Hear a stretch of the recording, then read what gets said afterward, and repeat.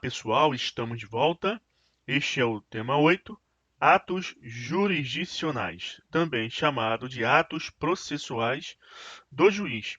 Esta é a aula 21 do curso completo e vamos ver atos jurisdicionais, noções sobre cabimento das ações autônomas da impugnação, mandado de segurança e habeas corpus e correção parcial.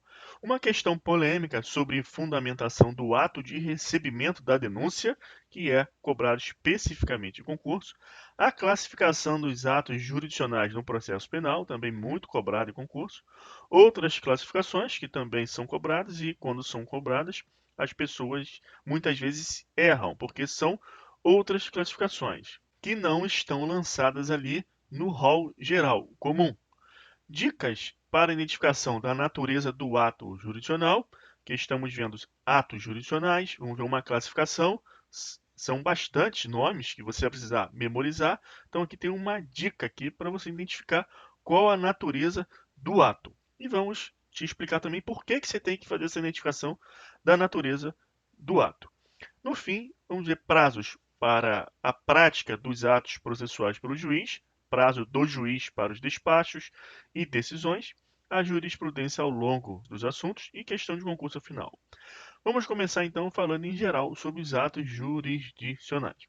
Apesar de estarmos estudando processo penal, quando estudamos o tema atos jurisdicionais, nós nos valemos das definições contidas no Código de Processo Civil. Na aula passada, você viu que existe a interpretação autêntica, aquela feita pelo próprio legislador. E os atos processuais, eles têm um nome, ou seja, que ato é esse? É o ato despacho, é o ato decisão interlocutória, é o ato sentença. E o que é cada um deles? Então, a definição legal, a interpretação autêntica está aqui no Código de Processo Civil. Por isso que, mesmo estudando o processo penal, nós vamos nos referir aqui ao livro 4 do Código de Processo Civil, atos processuais, forma dos atos processuais, do capítulo 1, a seção 4, pronunciamentos do juiz. Então agora você já tem um pouco de conhecimento. Os atos jurisdicionais, eles estão contidos dentro de um gênero. Que gênero é esse? Pronunciamentos do juiz. Então, os atos jurisdicionais podem ser chamados também genericamente de pronunciamentos do juiz. E nós vamos estudar o quê? Cada espécie, cada um deles. Antes disso, eu vou dizer a vocês que quando vocês estudarem direito administrativo, vocês vão ver lá função típica, função atípica. A função atípica do judiciário também é o exercício de função administrativa, mas temos as funções típicas também de cada poder. E quando estudamos, então, atos jurisdicionais, nós estamos nos referindo às funções típicas do Poder Judiciário, que é a função jurisdicional. Então, quais são os atos jurisdicionais? Que atos são esses que materializam a função jurisdicional? Este é a importância do tema, este é o objeto do tema. Grosso modo, por que que tem este assunto no conteúdo programático dos concursos e por que o operador de direito, o profissional, deve estudar os atos jurisdicionais, os pronunciamentos do juiz? Em linhas gerais, grosso modo, a importância se dá por conta da atividade recursal, haja vista que nem todos os pronunciamentos judiciais são recorríveis, e também porque nem todos os pronunciamentos judiciais precisam ser fundamentados. Ora, se você precisa fazer um recurso, se a decisão não estiver fundamentada, como que você vai recorrer? Como que você vai impugnar aqueles fundamentos da decisão contra o qual você deseja redigir uma peça recursal? Então, se existem pronunciamentos judiciais irrecorríveis e que não precisam ser fundamentados, você precisa saber a natureza de cada um deles, porque nem sempre o nome que se dará àquele pronunciamento judicial refletirá a sua natureza. Vamos ver isso aí, como que funciona. Vamos dar início, então, ao nosso tema. Primeira coisa que você tem que saber, quais são os pronunciamentos judiciais existentes? Temos as sentenças, decisões interlocutórias e despachos, artigo 203 do CPC. E olha que interpretação autêntica do parágrafo 1º. Sentença é o pronunciamento por meio do qual o juiz, com fundamento no artigo 485 e 487, põe fim à fase cognitiva, a fase de conhecimento, ou extingue a execução.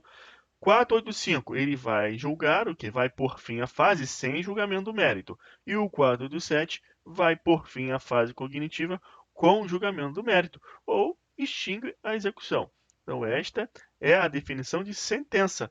Decisão interlocutória é todo pronunciamento judicial de natureza decisória que não se enquadra no parágrafo 1º, ou seja, que não põe fim ao processo, não põe fim à fase de conhecimento ou não extingue a execução. Então, se eu tenho uma decisão que não se enquadra no critério para o primeiro, não põe fim à relação processual, é uma decisão interlocutória. E aqui tem mais uma explicação entre colchetes. Se não põe fim à fase de conhecimento ou execução, o que decide? O que decide? Decide o mérito? Decide o assunto principal do processo? Não. Decide uma questão incidente. Então, a decisão interlocutória é aquela que vai decidir uma questão incidental, aquela que vai aparecer ali no curso do processo. E aqui o parágrafo 3º. Que são os despachos?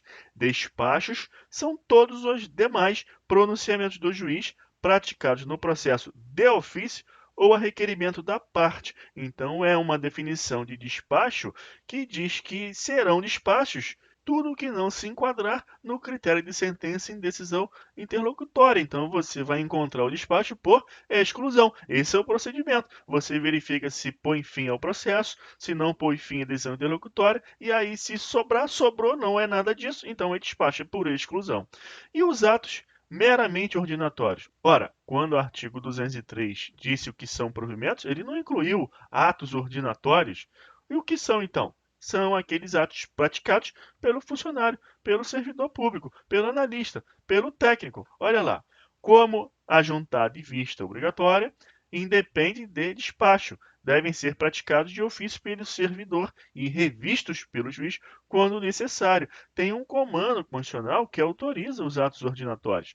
Ora, você chega lá no cartório, na vara, está lá o funcionário, você fala com ele que está vendo um problema no processo, uma petição não foi juntada, ele vai e junta ali, não precisa abrir conclusão para juntar a petição. É um ato ordinatório, ele pode fazer isso. E tem aqui um comando constitucional também que autoriza. Artigo 93, 14. Os servidores receberão delegação para a prática de atos de administração e atos de mero expediente, sem caráter decisório. Sem caráter decisório. Porque quem tem que decidir no processo é o juiz, é o magistrado. Mas se fosse sem caráter decisório, é de mera administração, mero impulso do processo. Realizar um termo de conclusão, uma juntada, numerar as folhas do processo, é ato ordinatório. E aqui acórdão. Acórdão é provimento jurisdicional? É. Só que o acórdão é o provimento jurisdicional colegiado, proferido pelos tribunais. Então, acórdão é o julgamento colegiado proferido pelos tribunais. E eu trago uma curiosidade aqui para você. Quando o acórdão transita em julgado, como que é chamado? Aresto. Então você olha aí na doutrina, olha aí na jurisprudência, a menção nos termos do aresto, que aresto é o julgamento colegiado, o acórdão que transitou em julgado. O artigo 205 do CPC. Os despachos, as decisões, as sentenças e os acórdãos serão redigidos, datados e assinados pelo juiz. Já teve questão de concurso perguntando o que acontece se o provimento, o ato original não está assinado. O que acontece? É nulo. Por quê? Presume-se que não foi feito pelo juiz. Então, é nulo. Parágrafo 1º. Quando os pronunciamentos previstos no caput forem proferidos oralmente, o servidor documentará, submetendo-os ao juiz para revisão e assinatura. O que acontece? Você está lá na audiência, está vendo o juiz falar, o escrivão que está ali digitando, ele depois vai rever e vai assinar. Isso se chama autenticação. A assinatura do juiz em todos os graus de jurisdição pode ser feita eletronicamente, na forma da lei. Alguns concursos vão cobrar a letra da lei. Então você precisa saber desse livro 1 aqui, do CPC, a seção 4, pronunciamento do juiz. E, por fim, os despachos, as decisões interlocutórias, os dispositivos das sentenças e a ementa dos acordos serão publicados no Diário de Justiça Eletrônico. Então, o que será publicado? O acordo inteiro? A sentença inteira, o relatório, a fundamentação? Não. A lei manda, artigo 205, parágrafo 3º, que somente seja publicado o dispositivo das sentenças, aquela última parte, a parte que o juiz decide, e a ementa dos acórdãos. Então, isso você precisa saber, porque a questão de concurso vai te perguntar o que publica e o que não publica. Agora, acabou então? Processo penal isso? Estudamos lá qual é o processo civil e acabou? Não. Isso aqui é o primeiro passo, é quando você começa a estudar atos jurisdicionais no processo penal. Por quê? Porque no processo penal tem um plus a mais, tem um diferencial. E as questões de concurso vão explorar o quê? Esse diferencial. Aqui é para você começar a entender. Lá no CPP, nós temos o artigo 593. O que vai dizer lá?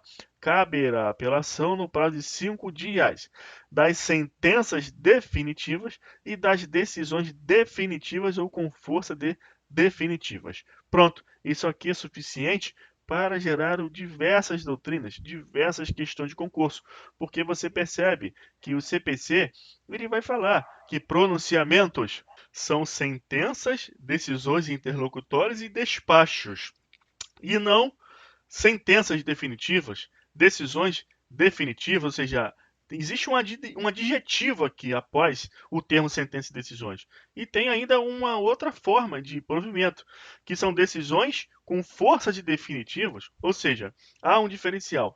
No entanto, sentença é sentença, decisão, é interlocutória, mas há ainda uma nuance de com força de definitiva. Então você precisa adentrar mais profundamente no tema atos jurisdicionais, quando estuda processo penal, e é isso que vamos fazer agora. Antes disso, vamos aqui no site do CNJ, porque lá tem uma definição doutrinária também de sentença, decisão interlocutória e despacho, para ainda fixar mais esse conhecimento. De acordo com o CPC, sentença é o pronunciamento por meio do qual o juiz põe fim à fase cognitiva do procedimento, bem como extingue a execução.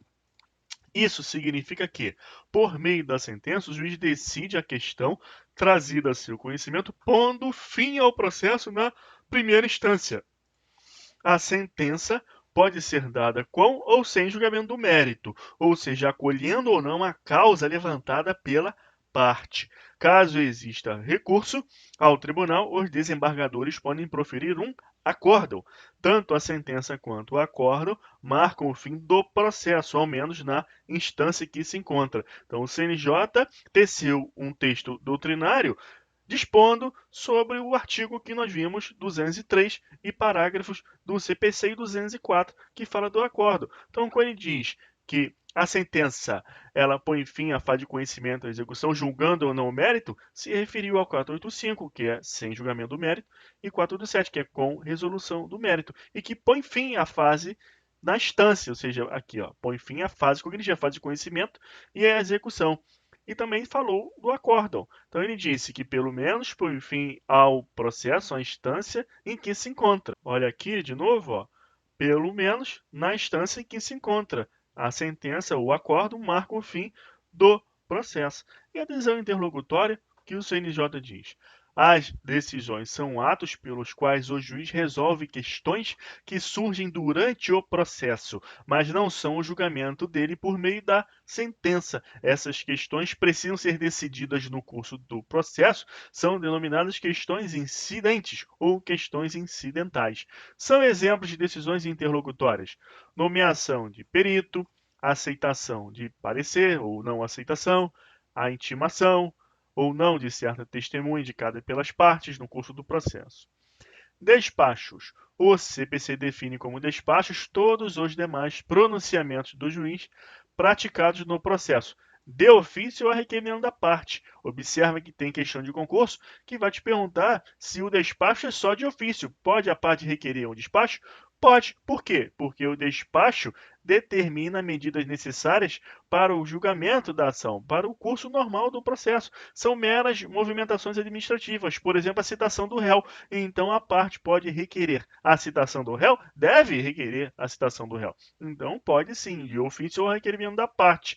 Designação de audiência é também uma mera medida administrativa. O processo precisa andar, precisa caminhar. Então, a designação de audiência, intimação de partes determinada, de juntadas, de alguns documentos, entre outros. Não é aquela juntada aqui que se refere ao ato ordinatório, que a parte lá peticionou e o funcionário, o servidor, ele junta ali como ato ordinatório. Aqui, por exemplo, pode ter um requerimento da parte de um documento extemporâneo, um documento que apareceu depois. Isso tem que pedir para o juiz, requerer o juiz a juntada, um documento novo, por exemplo. E aqui sim, é um despacho que determina a juntada desse documento, ou seja, um ato jurisdicional de mera administração, preparando este processo para uma sentença ao final com resolução de mérito na forma lá do CPC, no artigo 487, conforme previsto no 203, parágrafo 1º.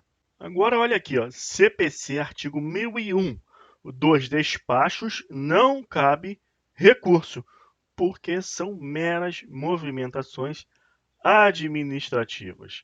Então vamos dar seguimento agora e entrar naquele assunto sobre a natureza jurídica do provimento jurisdicional ter influência nesta questão recursal. Olha o que o Renato brasileiro vai dizer. Pelo menos em regra, tratando-se de decisões que não acarretam qualquer gravame às partes, pode-se dizer que os despachos de mero expediente são irrecorríveis. Todavia, se caracterizada a presença de erro em procedendo, não se pode descartar a possibilidade de utilização da correição parcial, providência administrativo-judicial cabível contra despachos do juiz que possam importar em inversão tumultuária do processo, sempre que não houver recurso específico previsto em lei. Vamos estudar a correição parcial quando formos ver recursos. Correição parcial não é recurso, habeas corpus não é recurso, mandado de segurança não é recurso, mas é pertinente, é estrategicamente conveniente estudarmos estas medidas autônomas quando estudarmos recursos. Agora, o que interessa você saber? Que os despachos, eles são meras movimentações administrativas, então não cabe recurso, conforme o 1001 do CPC. Mas você observa que um despacho do juiz que tenha por objetivo movimentar meramente o processo administrativamente, vem acarretar um gravame à parte. Um exemplo, vamos supor que o juiz criminal ele marque uma nova audiência de instrução, dê um despacho, designando uma nova audiência de instrução, que ele quer fazer tudo de novo. Ele quer interrogar o acusado de novo, ele quer ouvir a testemunha de novo, porque a promotoria juntou lá um documento, um pedido, ele acha que não foi bom aquele interrogatório que foi feito. Ora, é um despacho, é uma mera movimentação administrativa. Porém, traz um gravame à parte, um gravame constitucional. Isso é considerado um erro em procedendo, um erro de procedimento. Então, você que assistiu a aula de princípios constitucionais explícito do processo penal, o card está aqui em cima.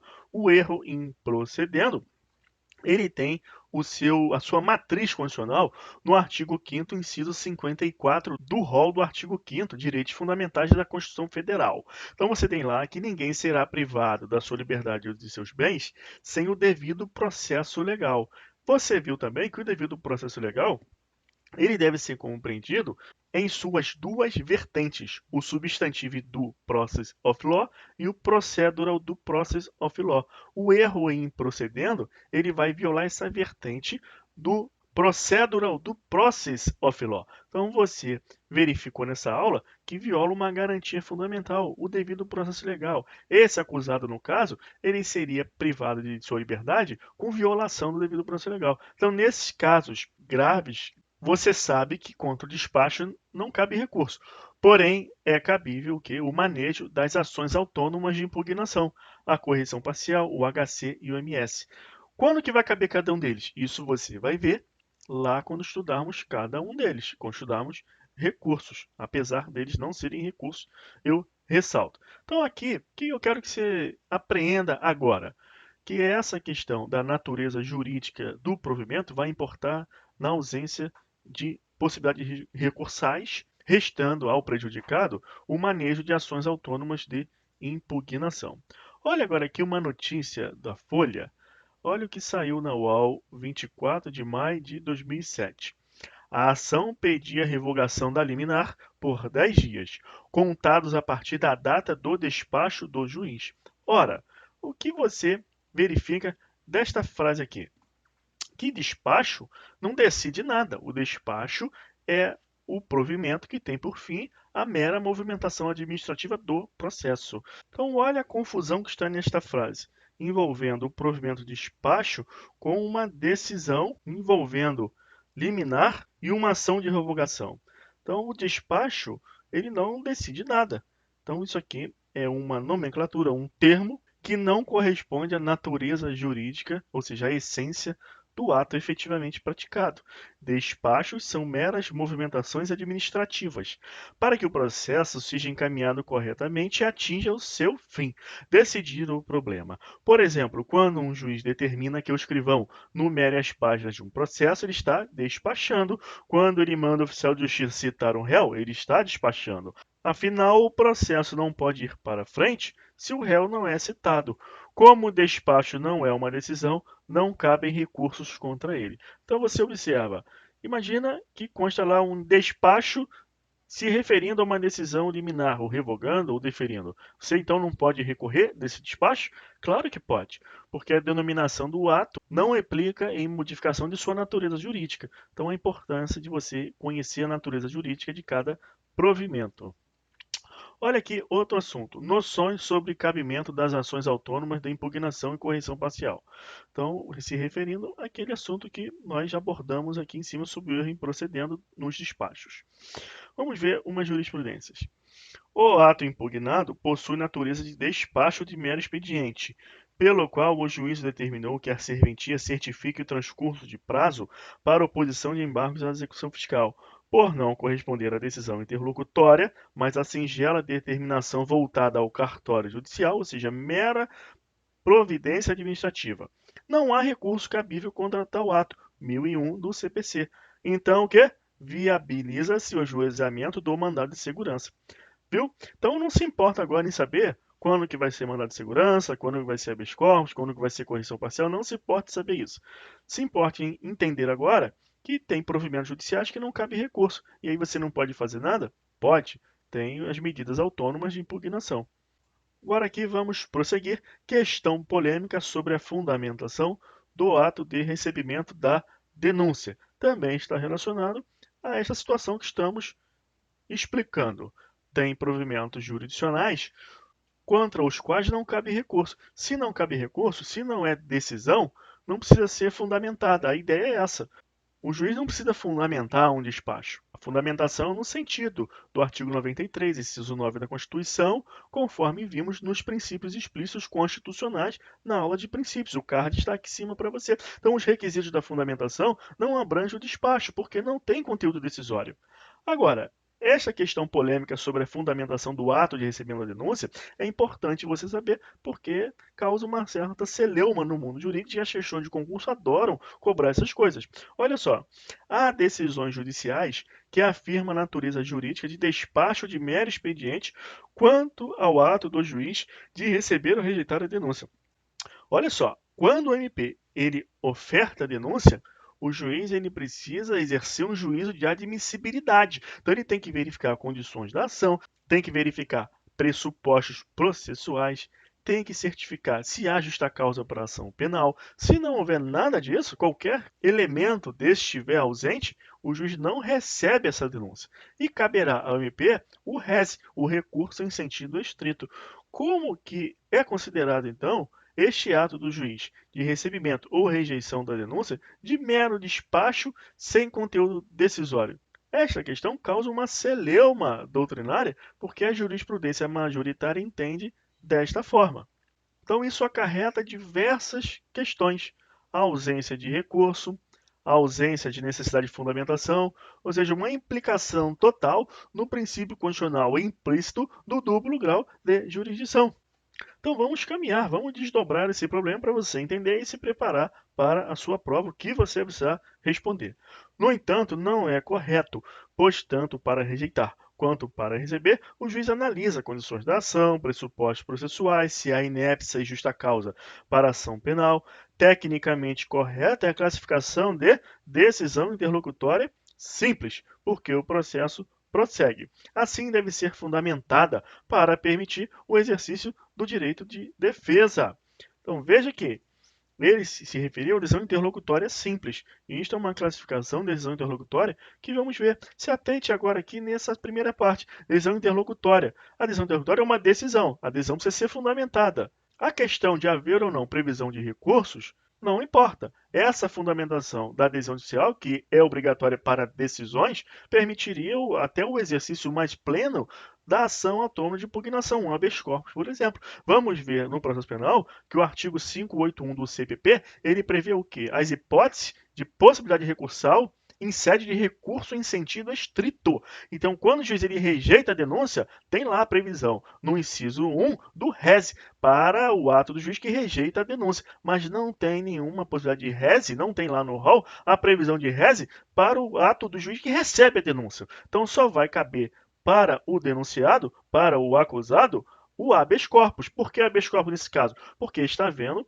um ato judicial que implica em constrangimento da liberdade. Há um risco da privação da liberdade. Então, em habeas corpus, a hipótese é essa, mas não se importa com isso agora. Vamos ver as hipóteses de habeas corpus, de mandado de segurança e correição lá, com os recursos. Mas veja bem, essa questão da ausência de recurso é um ponto. Não tem um recurso nem mesmo para decisão interlocutória, se fosse assim considerado o ato de recebendo a denúncia, mas é considerado despacho. Um outro problema é que, por ser considerado despacho, não precisa fundamentar esse ato de recebendo a denúncia, o que dificulta ainda mais o exercício até mesmo da ação autônoma de impugnação habeas corpus. Porque se o juiz não fundamenta, como que você vai impugnar a decisão que ele tomou, que é considerada um despacho? Então vamos caminhar e ver como que esse problema é resolvido no ordenamento jurídico. Olha aqui, ó, o artigo 516 do CPP. O juiz rejeitará a queixa ou a denúncia em despacho fundamentado. Então, o CPP ele prevê fundamentação para rejeição, ou seja, um ato jurisdicional que prejudica o MP, mas é fundamentado, porque tem previsão legal para que seja fundamentado. E ele chama de despacho fundamentado. Agora, para recebimento de denúncia, artigo 517, não há nenhuma menção à fundamentação. Então, a jurisprudência entende duas coisas. Primeiro, que rejeitar a denúncia é por despacho e precisa fundamentar. O MP, por sua vez, pode interpor o rese, recurso em sentido estrito, desse despacho, porque tem previsão lá no 581, inciso 1. Ou seja, o problema do Ministério Público está resolvido, a acusação está resolvida. Para o particular que apresenta a queixa, também está resolvido, é a mesma questão, é a acusação.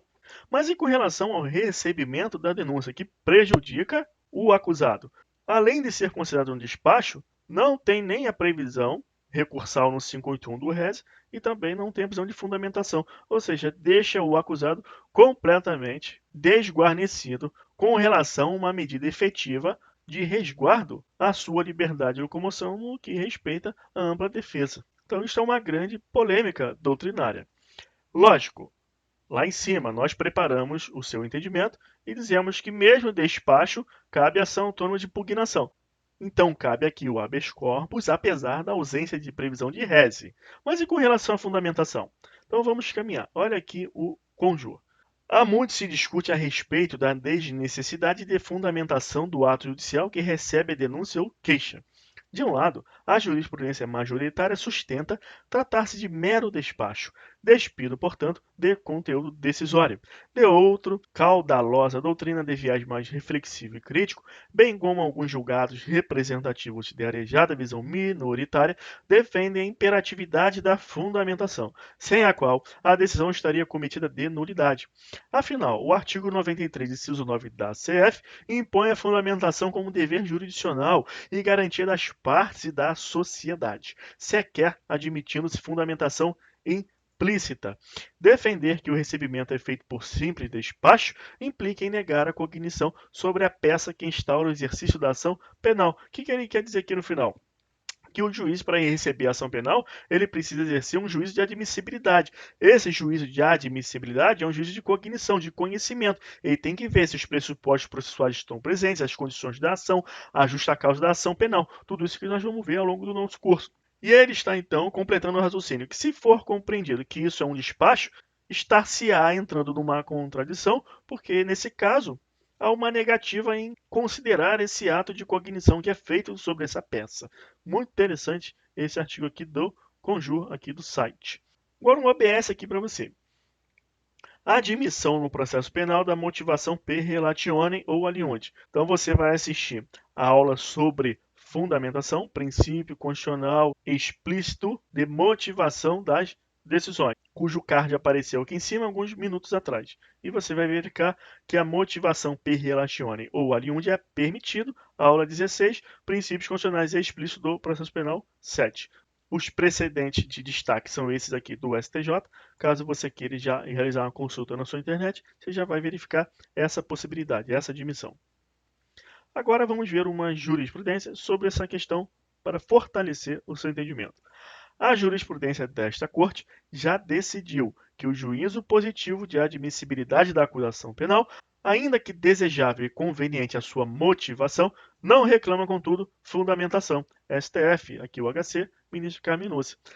Outra, esta Corte Superior, o STJ, tem entendido que nos crimes falimentares, a decisão que recebe a denúncia, por ser providência de natureza interlocutória simples e mero juízo de admissibilidade de acusação, não necessita de fundamentação aprofundada. Basta a indicação de que os fatos narrados na exordial guardam relação com o inquérito judicial e que, em tese, configuram crime. Não havendo, entretanto, qualquer fundamentação, ainda que sucinta, incide na espécie do enunciado da súmula 564 do STF. Então, olha isso aqui, eu vou destacar essa parte aqui, porque isso é cobrado em concurso na literalidade. Você tem que lembrar que o recebendo a denúncia prescinde de fundamentação. Ocorre que, nos crimes falimentares, há a súmula 564 do STF, que enuncia a necessidade de uma fundamentação, mesmo que sucinta. Mas no caso de ausência total de fundamentação, nos crimes falimentares, a decisão é nula, súmula 564 do STF. E mais uma situação que você vai lembrar, quando lermos a súmula aqui, você vai ver que se já houver uma condenação, não precisa fundamentar. É o que está aqui, ó. A ausência de fundamentação do despacho do recebimento de denúncia por crime falimentar enseja nulidade processual. Não tem fundamentação. Nulidade, não tem nenhuma, nem sucinta. Nulidade processual. Se houver fundamentação sucinta, aí tudo bem, não tem nulidade. Mas se já houver sentença condenatória, aí tudo bem, você desconsidera a necessidade de fundamentação. Outra, apresentando-se sucinto o despacho de recebimento da denúncia, nos crimes falimentares não há por que acoimá-lo de nulo, notadamente, levando-se em conta tratar-se de providência de natureza interlocutória simples e de mero juízo de admissibilidade de acusação, ficando, pois, dispensadas análises aprofundadas. Então, o que você está percebendo? Que é considerado aqui despacho, mas o STJ fala em interlocutória simples. Então, o que você vai considerar para o seu entendimento?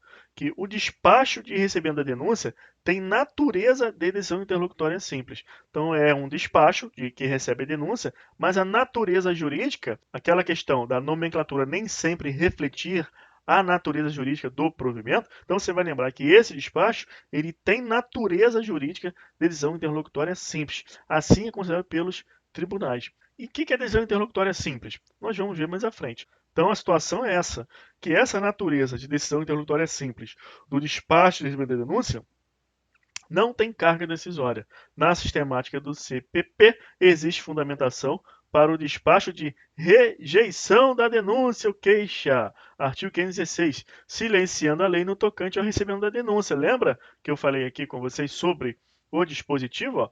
516 e 517, somente a rejeição que prevê a fundamentação. O recebimento não prevê. E a jurisprudência está fazendo uma interpretação ali literal, gramatical, sintática. Lembra a aula passada que falamos de interpretação? A jurisprudência fez uma interpretação de acordo ali com a previsão expressa do dispositivo. Outra, processo penal. Recurso ordinário em habeas corpus. Decisão de recebimento da denúncia. Fundamentação exaustiva. Prescindibilidade. O que é prescindibilidade? Que dispensa, não precisa. Então você vai lembrar de imprescindível, que é uma palavra que você ouve mais no dia a dia. Imprescindível que você esteja naquele lugar. Imprescindível é que você tem que estar lá, é obrigatório. E prescindível, você não ouve muitas pessoas falarem isso. Mas prescindível é o contrário, é que dispensa. Você não precisa estar lá. Prescindível a sua presença naquele local, não precisa estar lá. Na linha da jurisprudência desta Corte Superior e do colendo STF, acerca da decisão de recebimento da peça acusatória, o exame da admissibilidade da denúncia se limita à a existência de substrato probatório mínimo e a validade formal da inicial acusatória. Por se tratar de decisão interlocutória simples, o recebimento da denúncia prescinde de exaustiva fundamentação. Então você já está memorizando aí para sua questão de prova. Despacho que recebe a denúncia, decisão interlocutória simples, dessa natureza, e prescinde de fundamentação. No caso concreto, a decisão de recebimento da denúncia está fundamentada, ainda que de forma sucinta. E você vai lembrar também da súmula 564 do STF, crime falimentar. Ausência de fundamentação, nulidade, tem que ter pelo menos uma fundamentação sucinta, salvo se já houver sentença condenatória. Aí não precisa de nenhuma. Outra, no tocante à suposta ausência de fundamentação da decisão que recebeu a peça acusatória, tem-se que, em verdade, a decisão que recebe a denúncia e aquela que rejeita o pedido de absolvição sumária não demandam motivação profunda ou exauriente, considerando a natureza interlocutória de tais manifestações judiciais, sob pena de indevida antecipação do juízo de mérito. Então aqui está havendo um entendimento a mais, e eu destaquei 2018 para você ver que a jurisprudência é recente. O que ele está acrescentando aqui nessa jurisprudência? Que o ato jurisdicional, o provimento de recebimento da denúncia e da absolvição sumária não demandam motivação. Então está incluindo ainda a decisão que não absolve sumariamente, como hipótese de decisão interlocutória que prescinde de fundamentação, por conta de um motivo adicional, ó, indevida antecipação do juízo de mérito. Como que você entende melhor isso? Nas aulas iniciais, nós vimos um mapa mental do procedimento comum ordinário. O card está aparecendo aqui em cima, você pode verificar essa aula. Nós demonstrando todo o caminho ali que nós vamos percorrer estudando o processo penal.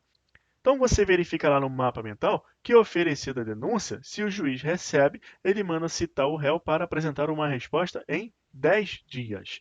Apresentada a resposta, o juiz ele vai avaliar de novo condições da ação, pressupostos processuais, justa causa da ação penal. Só que dessa vez, ele já irá avaliar após a apresentação da sua resposta, ou seja, após o estabelecimento de um contraditório sobre estas questões preliminares. Logo, se o acusado ele apresenta, por exemplo, uma prova de excludente de ilicitude ou de culpabilidade, o juiz ele pode absolver sumariamente o acusado e o processo para por ali. Então, o que ocorre na prática? Essa resposta que é apresentada pelo acusado, ele ataca justamente essas condições da ação, pressupostos processuais, justa causa da ação penal e pede absolvição sumária. É isso que é feito. Essa rejeição do pedido de absolvição sumária está sendo incluso aqui pelo STJ como hipótese de decisão interlocutória que prescinde de fundamentação, sob o argumento de indevida antecipação do juízo de mérito. É uma faca de dois gumes, né? Porque a rejeição do pedido de absolvição sumária autoriza o acusado, no caso de erro em procedendo, a interpor um habeas corpus. E essa ausência de fundamentação prejudica o exercício do direito de defesa, por óbvio. Só que, ao mesmo tempo, se o juiz ele fundamenta muito ali por que ele não absolve sumariamente, ele pode sim estar antecipando um juízo de mérito. Então tem uma lógica aqui esse tipo de entendimento, mas também é polêmico porque implica em prejuízo ao exercício da ampla defesa, constitucionalmente assegurada. Dando seguimento, o Marcos Vinícius Rios Gonçalves, aqui falando de processo civil, ele vai dizer que é aquele rol lá do 203 com relação ao processo civil que tem aplicação, lógico, no processo penal, por força do artigo 3º do CPP, que permite a aplicação analógica, independente do diploma, ao processo civil. Então, lógico que no processo penal, nós temos decisões interlocutórias, sentenças e despacho. Isso aí é muito claro.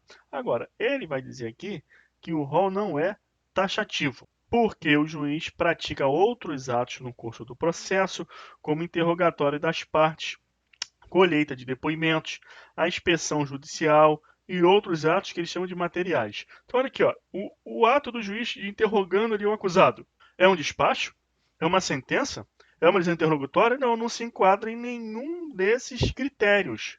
Então, esses atos entram numa classificação chamada de atos materiais, mas só os mencionados no artigo 162, aquele é do Código de 73, é o atual 203 do CPC de 2015. Só os mencionados lá no 203 podem ser considerados provimentos judiciais. Os demais são apenas atos materiais.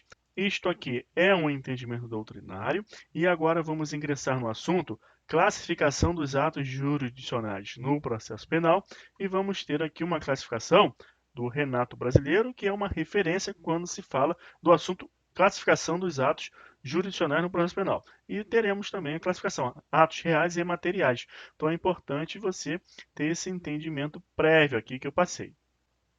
Seguindo em frente, vamos ver agora a classificação dos atos jurisdicionais no processo penal, com base na doutrina do Renato Brasileiro, referência nestas classificações.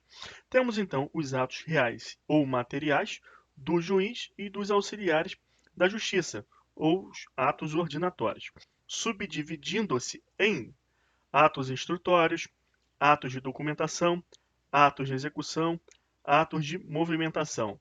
Esses que estão entre colchetes vermelho é que eu acrescentei com base em questão de concurso. Tem questão de concurso que dá uma hipótese e pergunta que tipo de ato que é. Se é ato de movimentação, de execução, de documentação ou ato instrutório.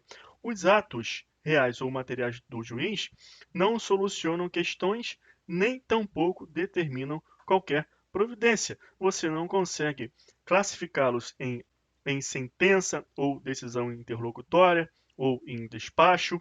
São atos materiais ou reais. Reais vem de coisa, de substância. E dos auxiliares da justiça também. Então, o que são aqueles atos instrutórios? Por exemplo, uma inspeção judicial, pessoas, coisas, ou interrogatório do acusado. Você não consegue classificar este ato em nenhum daqueles critérios dos provimentos. Atos de documentação. Ato de rubricar folha dos autos, subscrever um termo de audiência. Atos de execução. Um cumprimento de mandado de citação. Atos de movimentação, quando o auxiliar, o funcionário, ele conduz o processo à frente. Então, ele realiza um termo de conclusão, dá um andamento. Então, isso aqui é bem lógico, você consegue acertar a questão pela intuição e você precisa saber porque isto aqui já foi cobrado em questão. Agora também, classificação dos atos jurisdicionais no processo penal, vamos entrar na classificação propriamente dita dos provimentos jurisdicionais. Então, com base naquele artigo 593 do CPP, nós vamos ver o diferencial para o processo civil, porque lá no 203 do CPC, nós vimos que os provimentos podem ser sentenças, decisões interlocutórias e despachos, mas aqui no CPP tem um plus a mais, porque está adjetivado, então tem sentenças definitivas, e as decisões interlocutórias também aqui receberam um adjetivo, definitivas. E ainda tem uma outra categoria, as decisões com força de definitivas. Então vamos ver qual a classificação no processo penal e como isso é cobrado em concurso, o que é perguntado. B1 aqui, ó, sentenças definitivas ou decisões definitivas em sentido estrito. Então você guarda esse nome aqui, ó, decisões definitivas em sentido estrito. A doutrina também chama a sentença definitiva como decisão definitiva em sentido estrito. É esta prevista no 593, inciso 1. São aquelas que põem fim ao processo após o esgotamento do procedimento na primeira instância, com julgamento de mérito, para fins de absolver ou condenar o acusado. Então, houve uma decisão no processo, mas se refere à absolvição ou condenação, é sentença definitiva ou decisão definitiva em sentido estrito. Além de decidir sobre absolvição ou condenação, também faz o quê? Esgota o procedimento na primeira instância. Põe fim à relação processual. Então, você tem que guardar essas duas características da sentença definitiva. Põe fim à relação processual, julgando no sentido da absolvição ou da condenação. Por que isso aí? Porque nós vamos ver decisões também que encerram o processo, mas não decidem sobre absolvição e condenação, e ele receberá outra classificação. Então, em sentido estrito, sentença é o pronunciamento final do juízo de primeiro grau, geralmente um juiz singular monocrático, mas o CPP também se refere à sentença quanto às decisões finais de juízos colegiados de primeiro grau. Então você vai lembrar da lei que instituiu o julgamento colegiado para os crimes praticados por organizações criminosas. O card está aqui em cima para você assistir essa aula. Também teremos decisões proferidas aqui pelo Conselho de Sentença, o Tribunal do Júri. São diversos julgadores, são 7 o Conselho de Sentença, então não é monográfico. Então também esta decisão é classificada como sentença.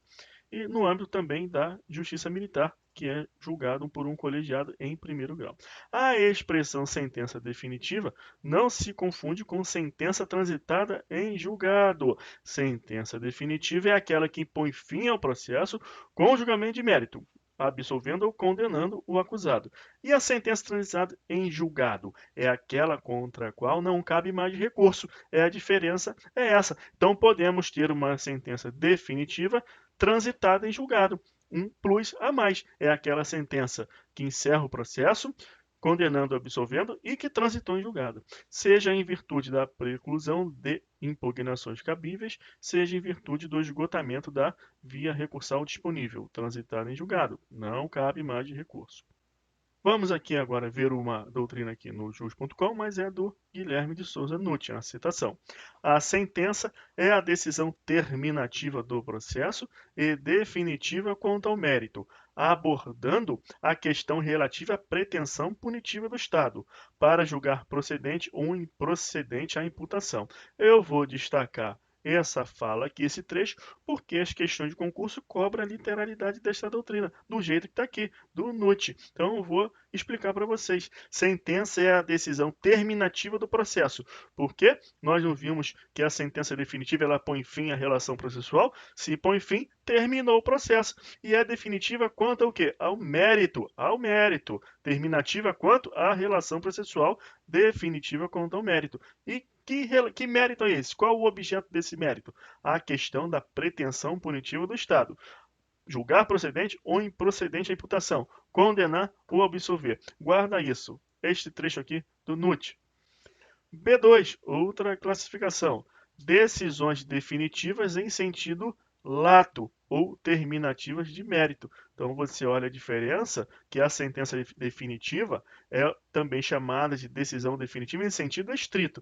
E a sentido lato, é só você verificar o contrário. Não decidiu sobre condenação ou absolvição, é sentido lato, terminativa de mérito. São aquelas que põem fim à relação processual mediante julgamento do mérito, mas não condenam nem absolvem o acusado. Então, também põe fim à relação processual, mesma coisa, igual a sentença definitiva. Qual a diferença? Não julga o quê?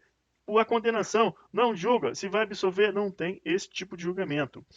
Tais as que resolvem incidente de restituição de coisa apreendida, que declara extinta a punibilidade, artigo 107 do CP. Tem lá o rol das hipóteses de extinção da punibilidade. Decidiu de forma terminativa, encerra o processo e também julga o mérito, mas não condena nem absolve, é decisão definitiva em sentido lato. Decisões com força de definitiva. Olha aqui a terceira expressão, olha lá no artigo 593, sentença definitiva, decisões definitivas e agora com força de definitiva. O que é isso com força de definitiva? São as interlocutórias mistas. Então, estamos estudando decisões, sentenças, os provimentos jurisdicionais. Vamos ver mais à frente a classificação das interlocutórias. As decisões com força de definitiva, que o 593 2 do CPP se refere aqui, são as interlocutórias mistas. Vamos ver o que é isso mais à frente. E o que podemos mais falar aqui sobre decisões com força de definitiva? São aquelas que põem fim a uma fase do procedimento, não terminativa, não encerra a relação processual, ou ao processo, terminativa, encerra a relação processual, mas sem julgamento de mérito. Então, qual a diferença entre sentença definitiva, decisões definitivas em sentido lato e as decisões com força de definitiva? Que a sentença definitiva ela encerra a relação processual, mas condena ou absolve. A decisão definitiva em sentido lato, ela também encerra a relação processual, julga o mérito, mas não condena e nem absolve. E a decisão com força definitiva são aquelas que não encerram a relação processual, só apenas uma fase do procedimento, ou também podem encerrar a relação processual, podem ser terminativa, mas não vai julgar o mérito. Que questão é essa aqui de fase? Ué, tem lá o tribunal do júri. Vamos estudar o tribunal do júri. Tem duas fases. A fase que o processo está com o juiz, ele vai verificar se a competência é do júri, ou seja, ele vai pronunciar. Se pronunciar, encerra uma fase, inicia a fase do júri. Então, vamos estudar júri mais à frente. Eu quero que você entenda agora a classificação dos provimentos no processo penal. E a terminativa com força de definitiva é aquela que não julga o mérito. Vamos caminhando. Agora, decisão interlocutória é aquela dotada de carga decisória, podendo acarretar ou não a extinção do processo, porém sem enfrentamento do mérito principal, ou seja, sem se pronunciar quanto à culpabilidade ou à inocência do acusado. Então presta atenção aqui agora que vai ficar bem claro para você. Vamos comparar aqui o B3 e o B4. Olha aqui, a decisão interlocutória, ela pode ou não extinguir o processo e nunca vai enfrentar o mérito principal, nunca vai julgar se é culpado, se é inocente. Olha aqui agora o B3 que eu falei com a decisão com força de definitiva, que são interlocutórias mistas. Para você não errar a questão da sua prova, é só lembrar que é uma decisão. Sim, é uma decisão. Encerrou uma fase do processo, uma decisão de pronúncia, por exemplo? Sim. Ou então é uma decisão que encerrou todo o processo, extinguiu o processo, mas sem apreciar o mérito principal, não houve resolução de mérito? Então é uma decisão interlocutória mista, decisões com força de definitiva, interlocutória, mista ou decisão com força de definitiva. Agora, é uma decisão interlocutória? Sim, não aprecia o mérito, mas ela não encerra o processo, o mesmo processo vai continuar. Nesse caso, é a interlocutória simples. Então, lembra lá em cima, quando vimos a jurisprudência e constou na jurisprudência a expressão interlocutória simples, aqui, ó. E eu falei para você esperar que nós íamos ver isso, então vamos ler mais uma vez, para ficar bem claro. Apresentando-se sucinto despacho de recebimento da denúncia, nos crimes falimentares não há por que acoimá-lo de nulo, levando-se em conta tratar-se de providência de natureza interlocutória simples e de mero juízo de admissibilidade da acusação, ficando, pois, dispensada análise profunda. Então, o despacho de recebimento da denúncia, o que ele vai implicar? Ele vai encerrar a relação processual? Não. Recebeu a denúncia, mesmo a relação processual ela vai continuar. E o recebimento de denúncia, ele aprecia o mérito principal? Não, não aprecia o mérito principal. Simplesmente decide sobre uma questão inerente à própria necessidade de se prosseguir com aquele processo, a mesma relação processual. Então, é interlocutória simples. Voltando para a nossa classificação, vamos ver agora, com mais detalhes, a classificação da decisão interlocutória simples e mistas. Decisões interlocutórias simples. Resolve questões processuais controvertidas no curso do processo, sem acarretar sua extinção. O mesmo processo continua. Exemplos. Decisão que decreta prisão temporária. Decretou a prisão temporária, o mesmo processo vai continuar. Conversão da prisão em flagrante em preventiva. O processo vai continuar. Concessão de liberdade provisória, com ou sem fiança. Decisão de rejeição das exceções de coisa julgada, litispendência e ilegitimidade da parte. O processo continua. Quando o juiz ele cita o acusado para responder à acusação, ele tem o prazo de 10 dias. Ele pode também apresentar as exceções. Se o juiz rejeita as exceções, o processo continua. O ato de recebimento da denúncia ou da queixa, o processo continua. A mesma relação processual. Decisão que julga procedente a exceção de incompetência. Olha isso aqui, o processo vai continuar. O que o juiz vai fazer? Ele apenas vai remeter o processo para o juízo competente. E a nulidade, ela vai abarcar quais atos? Apenas os atos decisórios. Essa questão está lá no artigo 567 do CPP. Vamos ver no momento oportuno e implica algumas nuances aí que nesta aula, quando adentrarmos no CPP, vamos estudar esse artigo. Agora, as interlocutórias mistas são aquelas que extinguem o processo sem julgamento do mérito, ou as que determinam o fim de uma etapa do procedimento, tangenciando o mérito do direito de punir, tangenciando. via de regra, a pronúncia, que é o exemplo clássico, e as que resolvem procedimentos incidentais de maneira definitiva. Em síntese, são aquelas que, julgando ou não o mérito, por fim ao procedimento ou a uma de suas fases, diferenciando-se das interlocutórias simples, porquanto acarretam a extinção do processo ou a extinção de uma fase do procedimento criminal. Então você agora já é capaz de compreender bem o disposto no artigo 593, inciso 1 e 2. Tem-se as sentenças definitivas, também chamadas de decisões definitivas em sentido estrito. Elas encerram relação processual, condenando ou absolvendo o réu. E temos as decisões definitivas. Elas apreciam o mérito também. Elas encerram a relação processual, mas não condena nem absolve. Pode ser, por exemplo, a decisão que reconhece a extinção da punibilidade, a decisão que determina a restituição de coisas, como vamos estudar isso no momento oportuno. Temos também as decisões com força de definitiva. Elas encerram uma fase do procedimento, como o exemplo clássico, a decisão de pronúncia, e também a decisão que encerra a relação processual, mas sem apreciar o mérito, a chamada decisão mista terminativa. Temos também as decisões definitivas, também chamadas de decisão definitiva em sentido lato, para a diferenciação da sentença definitiva, que é em sentido estrito. Essas decisões, elas apreciam o mérito, mas não absolvem e nem condena. E temos as decisões com força de definitiva. Pode ser aquela que encerra a relação processual. Se ela encerra e é com força definitiva, ela não vai apreciar o mérito, o que é classificado como uma decisão mista terminativa, e tem as decisões com força de definitiva que encerram apenas uma fase do procedimento, como o exemplo clássico da decisão de pronúncia, classificada como decisão mista não terminativa. Vamos ver isso agora em maiores detalhes. Temos aqui as decisões interlocutórias mistas terminativas, ou decisões com força de definitivas.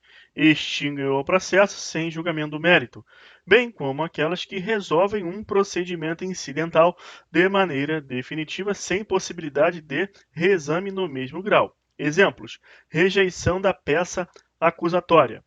Podem ser impugnadas através do recurso em sentido estrito, mas desde que tal decisão conste do rol do artigo 581 do CPP. Caso contrário, a impugnação adequada será a apelação com fundamento no artigo 593, 2 do CPP. O que ele está dizendo aqui?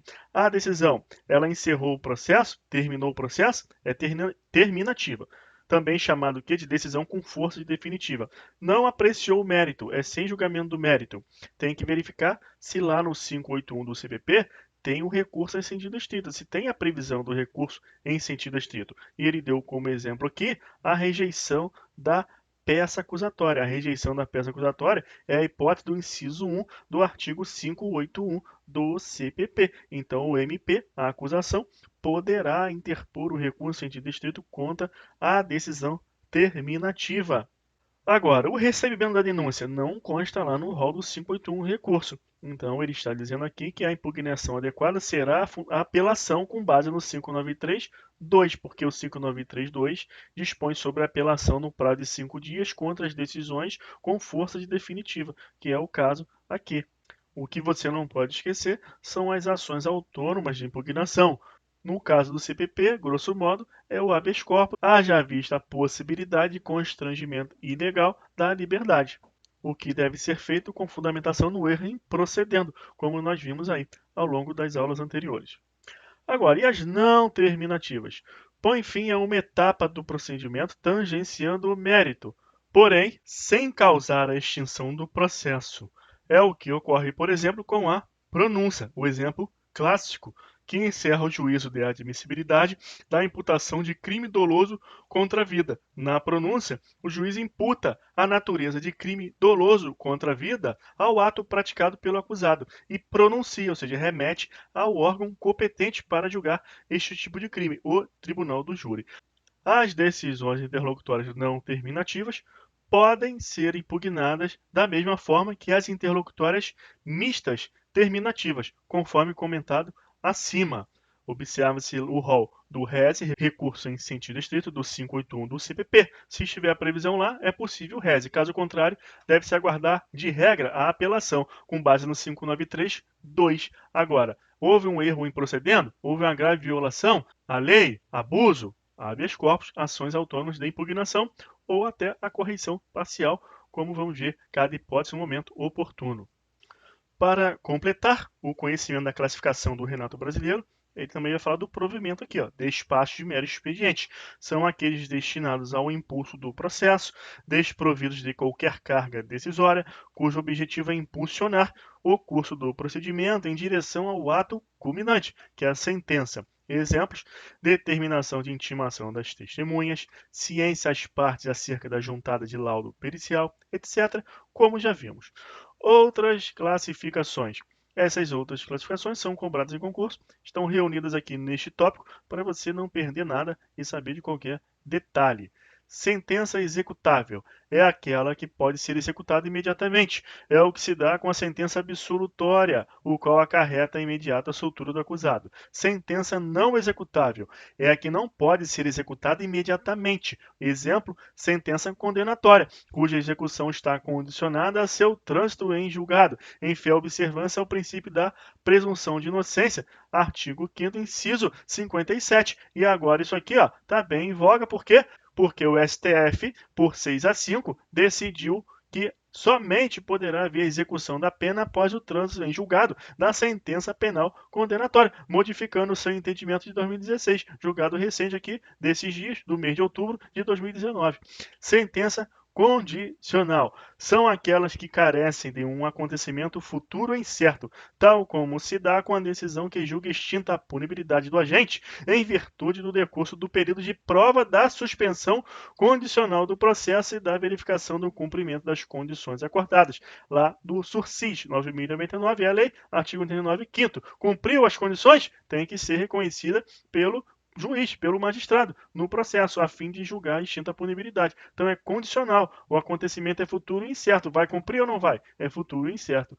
Decisões subjetivamente simples são aquelas proferidas por apenas uma pessoa, juízo monocrático ou singular.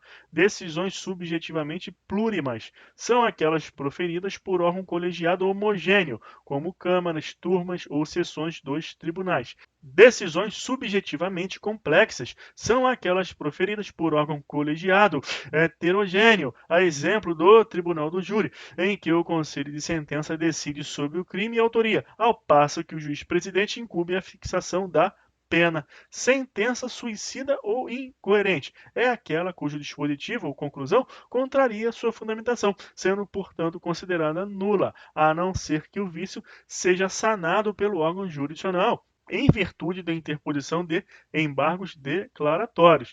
Exemplo: fundamentação de furto e condenação em roubo, fundamentação de ausência de provas e condenação do réu. O que acontece nesse caso? Embargo de declaração. Para que serve o embargo de declaração? Para sanar omissão, contradição, obscuridade. Esse caso aqui de quê? Contradição.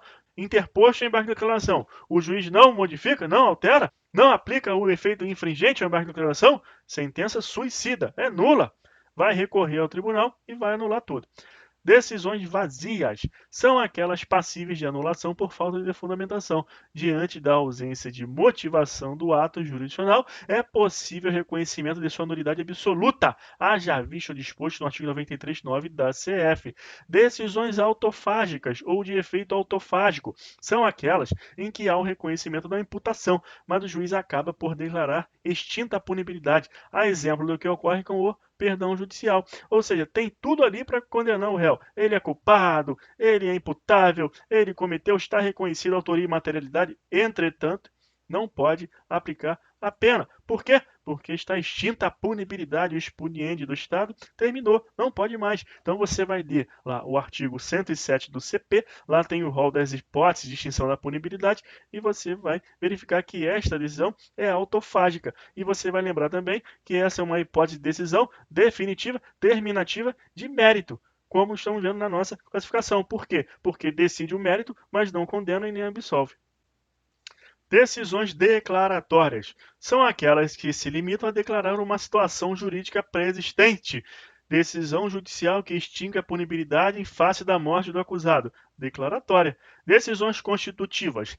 Tem como eficácia preponderante a modificação de situação jurídica, podendo ser de natureza positiva, quando faz surgir uma nova situação jurídica. Exemplo, decisão concessiva de reabilitação criminal. Decisão constitutiva positiva. Trouxe uma nova situação jurídica. E ela conduz ao acusado a um novo status, a de reabilitado. Ou também temos as decisões constitutivas negativas, que importam em desconstituir um ato anterior, até então válido e eficaz.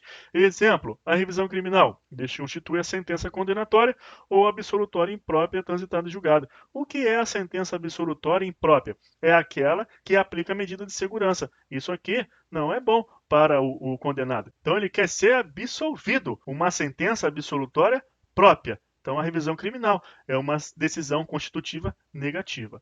Decisão mandamental pode ser encontrada no âmbito do habeas corpus, quando o juiz ou tribunal determina a emissão de alvará de soltura ou a expedição de um salvo-conduto, retratando um provimento judicial que consubstancia uma ordem. Ordem. Então, você vê lá o dispositivo do habeas corpus, da mandado de segurança. Conceda a ordem, denega a ordem concedida, a ser executada em prol da proteção da liberdade de locomoção do agente, o habeas corpus. Então, isso é uma decisão mandamental, que contém uma ordem. Sentença executiva ocorre no processo penal em sede de processos instaurados de ofício ou a requerimento do MP ou do ofendido, ou mediante representação da autoridade policial. Exemplo clássico está aqui no artigo 127 do CPP, com relação à medida assecuratória de sequestro. Vamos estudar medidas assecuratórias, que tem o tópico próprio no CPP, cabível quando houver indícios veementes de que os bens foram adquiridos com os proventos da infração penal. A eficácia executiva fica evidenciada onde? Com a autorização de venda dos bens inscritos no RGI, no Registro de Imóveis, após a sentença condenatória transitada em julgado. A sentença executiva não se confunde com a sentença executável. Sentença executável é aquela que deve ser imediatamente executada, cumprida, a absolvição do réu. Agora, a sentença executiva é aquela que posteriormente será executada. O exemplo clássico é esse aqui: a venda em asta pública de bens adquiridos com os proventos do crime, da infração penal. Agora, vamos ver dicas para a identificação da natureza do ato jurisdicional. Isso aqui é muito importante. São dicas que vão te ajudar na prática a identificar a natureza do ato. Essa identificação vai permitir você verificar aquela hipótese de necessidade de fundamentação e também a hipótese recursal, bem como saber qual questão marcar na sua prova, de acordo com as classificações que aqui foram apresentadas. Então vamos lá. Cuida-se de ato de mera movimentação, impulso processual, sem carga decisória? Que provimento jurisdicional é esse? É um despacho. Então está aqui, ó, caso afirmativo, despacho de mero expediente. Outra pergunta. Trata-se de uma decisão condenatória ou absolutória proferida pelo juiz? Ora, 593, inciso 1, uma sentença definitiva. Encerra o processo e decide sobre o quê? Sobre condenação e absolução. Então, em caso positivo, é sentença definitiva. Outra pergunta também que você deve fazer. Essa decisão não é um despacho, nem sentença? Põe termo ao procedimento, importando em seu arquivamento após o trânsito em julgado? Ou seja, encerrou ali a relação processual, mas não é despacho, não dá impulso ao processo, também não decidiu nada sobre condenação nem absolvição. O que é isso? Decisão interlocutória mista terminativa. Agora, trata-se de uma decisão que, não sendo um despacho, não impulsiona o processo, nem sentença, não decide sobre condenação nem absolvição, mas põe termo a uma fase do procedimento, dando início a outra, sem importar, contudo, em arquivamento após o trânsito em julgado. Aqui temos uma decisão interlocutória mista não terminativa, não encerrou o processo. Então, essas são as dicas, reveja isso, é importante e vai te ajudar. Agora, para fechar aqui a nossa aula, vamos ver os prazos que o juiz tem para proferir esses provimentos. O prazo é de 10 dias se a decisão for definitiva ou interlocutória mista. 5 dias se for interlocutória simples e 1 dia só se for despacho de mero expediente. Então, 10, 5, metade e 1. Decisão definitiva ou interlocutória mista. 10. Interlocutória simples. 5. 1 dia, despacho de mero expediente. Grava isso, que é cobrado nas suas provas na literalidade. Agora, hora da luta.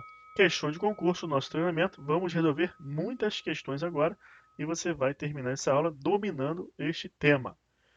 2012, tabelião.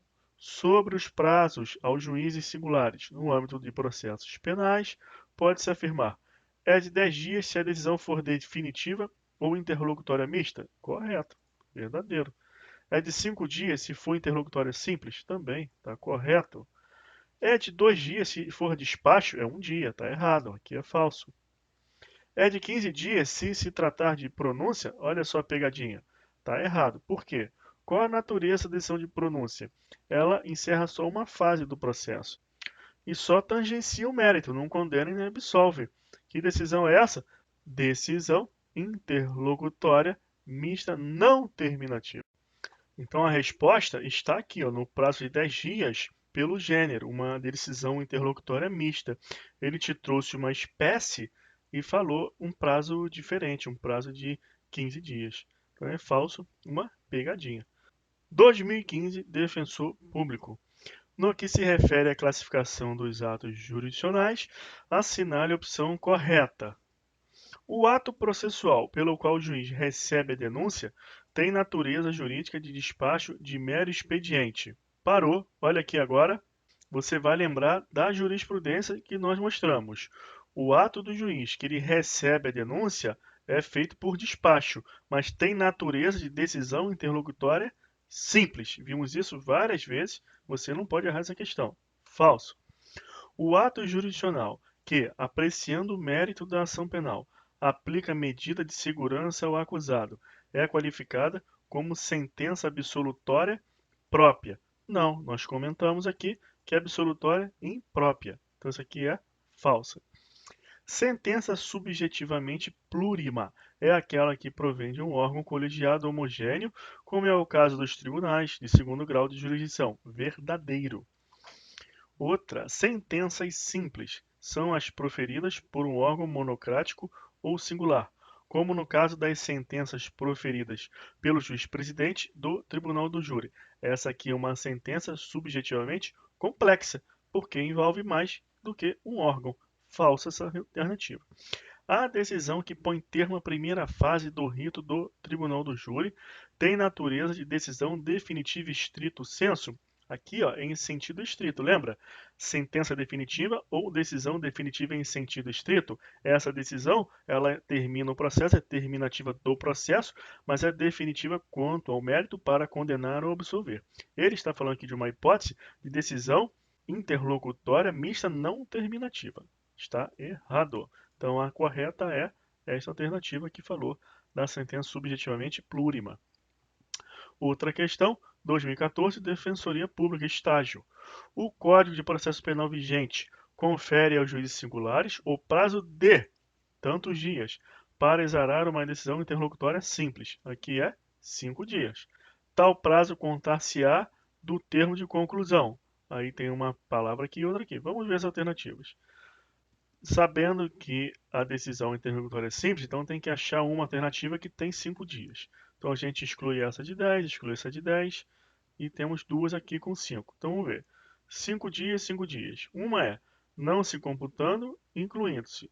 E a outra é computando-se, não se incluindo. Vamos voltar agora lá para a frase. Então é de 5 dias para a decisão interlocutória simples, está o prazo contar-se-á do termo de conclusão, contando-se no prazo o dia do começo e excluindo do vencimento, é o contrário, é excluindo o dia do começo e incluindo do vencimento. Então a alternativa certa é a C, não se computa o dia do começo e inclui o dia do vencimento. Então a alternativa verdadeira é a C. Outra, 2012, técnico judiciário. O termo de conclusão, o cumprimento do mandado de citação e a certidão são atos processuais praticados pelos auxiliares de justiça de documentação, movimentação e execução. O termo de conclusão ele visa impulsionar o processo, então é um ato de movimentação. Cumprimento do mandado de citação é um ato de execução, está executando uma determinação do juiz. E a certidão está documentando um fato processual. Então temos respectivamente movimentação, execução e documentação. Onde tem aqui essa alternativa, tem aqui movimentação, execução e documentação. A alternativa C é a correta. Outra questão, 2008, juiz. Quanto aos atos jurisdicionais penais, assinale a alternativa correta. As decisões interlocutórias simples são aquelas que encerram a relação processual sem julgamento do mérito. Aqui já está errado. Essa aqui é uma decisão interlocutória mista terminativa. Ou então põe termo a uma etapa do procedimento. Aqui já está errado. São exemplos desse tipo de decisão. Aqui recebe a denúncia ou queixa e decreta ou rejeita pedido de prisão preventiva. O final está certo. São decisões interlocutórias simples, mas o que está errado está aqui, que é a hipótese de encerrar a relação processual sem julgar o mérito ou por termo a uma etapa do procedimento é uma decisão interlocutória mista terminativa e a não terminativa quando encerra a etapa do procedimento. Aqui é falsa. As decisões interlocutórias mistas não se equiparam às decisões interlocutórias simples, pois as primeiras servem para solucionar questões controvertidas e que digam respeito ao modus procedendo, sem contudo trancar a relação processual. Que está errado. Ele trocou. Essa hipótese de interlocutória simples. Enquanto as decisões interlocutórias simples trancam a relação processual sem julgar o mérito. Ele inverteu. Isso aqui é falso. A decisão que não recebe a denúncia é terminativa de mérito, por isso não pode ser considerada decisão interlocutória mista. Aqui está errado. A decisão que não recebe a denúncia é decisão interlocutória simples, não invade o mérito. E o MP pode lançar mão do rese, com base no 581, inciso 1, para recorrer desta decisão. Isso aqui é falso. As decisões interlocutórias simples servem para solucionar questão controvertida e que diz respeito ao modus procedente, sem contudo trancar a relação processual. As interlocutórias mistas, por sua vez, apresentam um plus em relação àquelas. Elas trancam a relação processual sem julgar o mérito da causa. Isso aqui é a alternativa correta. 2011, Auditoria de Obras Públicas, TCU. Os despachos, atos que não implicam decisões capazes de causar algum gravame às partes, são praticados sempre de ofício pelo juiz. Não, a parte também pode requerer que o juiz pratique determinado ato, um despacho, por exemplo, determinando a citação do réu, que já está errado. Vamos só continuar para ver se tem mais algum erro e treinar. Em razão do princípio do impulso oficial, sendo, pois, vedado às partes requerer ao magistrado que os pratique, falso. DPU, analista. Após o pronunciamento da sentença penal condenatória, o réu que esteja solto será imediatamente recolhido à prisão. Essa aqui é falsa. O que acontece? Essa questão aqui ela não está no lugar correto. Isso aqui nós vamos ver quando estudarmos sentença. Aí nós vamos ver os efeitos da sentença. E essa situação aqui ela não vai ocorrer. Essa alternativa é falsa. Por quê?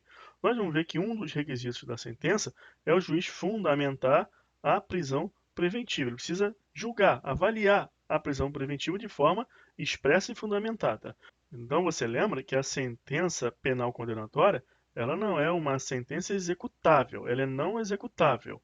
Precisa aguardar o trânsito em julgado. Ainda mais agora com a decisão do STF por 6-5, inadmitindo a prisão em segunda instância. Então, qual é o caso de cabimento de prisão agora? Só caso de prisão preventiva. Então, o juiz ele precisa, na sentença, fundamentar a prisão preventiva. Então, não tem essa condição de que o réu que esteja solto seja imediatamente recolhido à prisão simplesmente pela sentença penal condenatória. Isso aqui é falso. 2006, Procurador, TPE, Distrito Federal. Entre os atos jurisdicionais, a sentença é a decisão terminativa do processo e definitiva quanto ao mérito. Por sua vez, as decisões interlocutórias simples são atos processuais que resolvem uma controvérsia, colocando fim a uma fase do processo. Observa que essa primeira parte é a definição do NUT com relação à sentença definitiva. E a segunda parte está errada, porque ele disse que interlocutórias simples são interlocutórias mistas não terminativas. Ele se referiu a ato processual que resolve uma controvérsia colocando fim a uma fase. Se é uma fase, é decisão interlocutória mista não terminativa. Ele chamou de simples. Então a segunda parte está errada e a primeira parte é a definição de NUT com relação à sentença definitiva. 2007, analista execução de mandados. As decisões que encerram a própria relação processual sem julgamento do mérito da causa. Despachos de mero expediente? Falso. Despacho não decide nada. Aqui falando de decisão. Definitivas? As definitivas, elas vão julgar o mérito, mas não vão falar sobre absolvição nem condenação. Ele está dizendo aqui que o julgamento foi sem mérito, sem julgamento do mérito da causa. Então, isso aqui também é falsa. Interlocutórias simples, ele disse que encerrou a relação processual, então não pode ser interlocutória simples. Interlocutórias mistas não terminativas, ele falou que encerrou a relação processual e a não terminativa mista encerra uma fase apenas. Por fim, interlocutórias mistas terminativas está correta, porque interlocutória mista terminativa ela encerra a relação processual sem julgamento do mérito da causa. Boa questão, justamente as definições propriamente ditas. 2015, juiz substituto. O plenário do STF firmou o entendimento no sentido de considerar o despacho que recebe a denúncia ou queixa como espécie de decisão. Por isso, tal despacho deve ser fundamentado. Está errado. Ele considera o despacho que recebe a denúncia ou queixa como sendo de natureza interlocutória simples, mas mitiga o princípio constitucional da motivação das decisões, dizendo que não é necessário tal fundamentação. 2007, juiz. A ausência de fundamentação do despacho de recebimento de denúncia por crime falimentar enseja nulidade processual, mesmo se já houver sentença condenatória? Falso. Se já houver a sentença, aí não enseja nulidade. Súmula 564 do STF. Omissão de formalidade essencial do ato, como o recebimento de denúncia sem manifestação e assinatura do juiz, induz à ideia de ato praticado por outrem, gerando por isso nulidade ab início do processo. Verdade.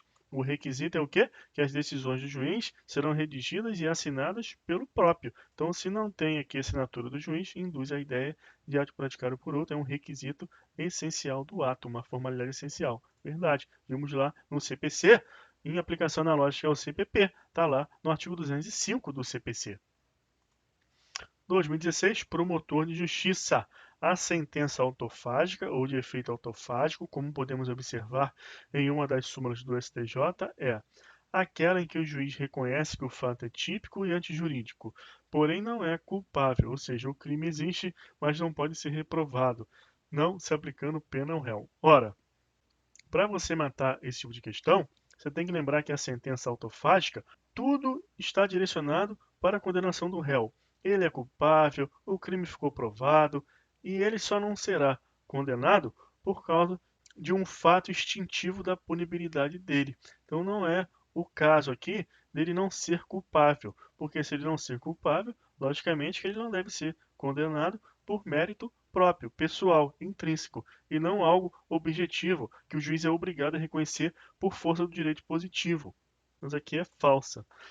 Aquela em que o juiz reconhece a tipicidade formal do delito, mas observa a existência de excludente de antijuridicidade, absolvendo o réu não existindo o crime.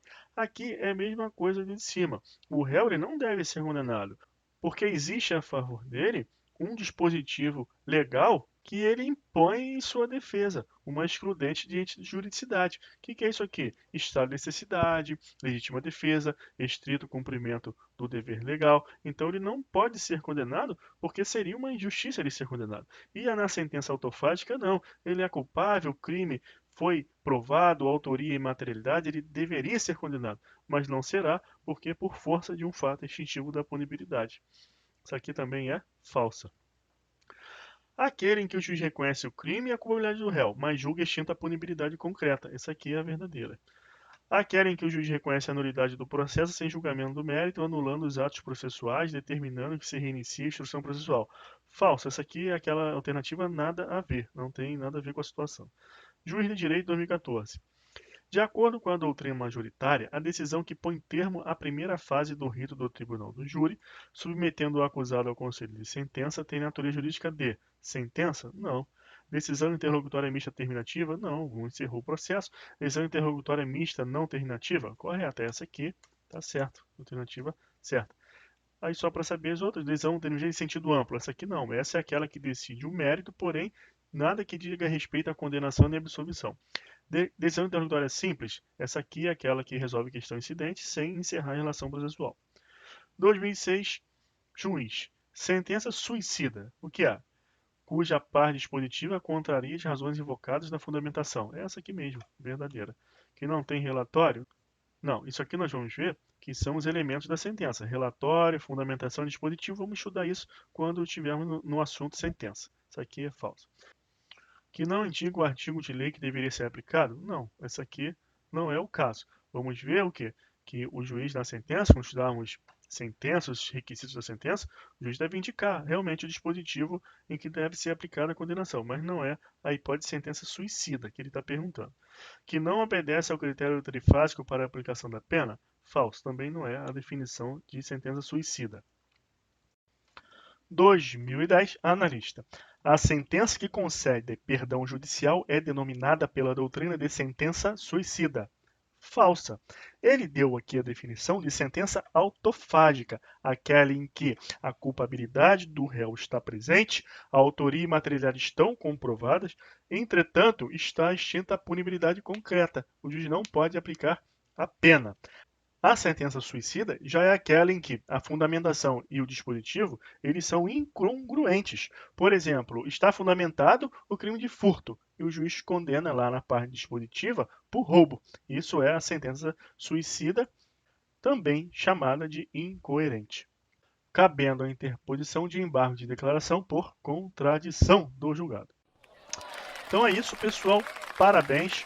Agora você é capaz de acertar todas as questões sobre atos jurisdicionais. Vamos descansar, hora do café, revisão e seguir no curso. Um abraço, até a próxima.